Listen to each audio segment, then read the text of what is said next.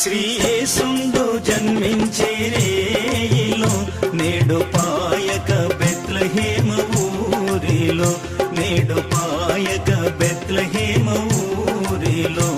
శ్రీ యేసుండు జన్మించే రేయిలో నేడు పాయక బెత్లెహేము ఊరిలో, నేడు పాయక బెత్లెహేము ఊరిలో.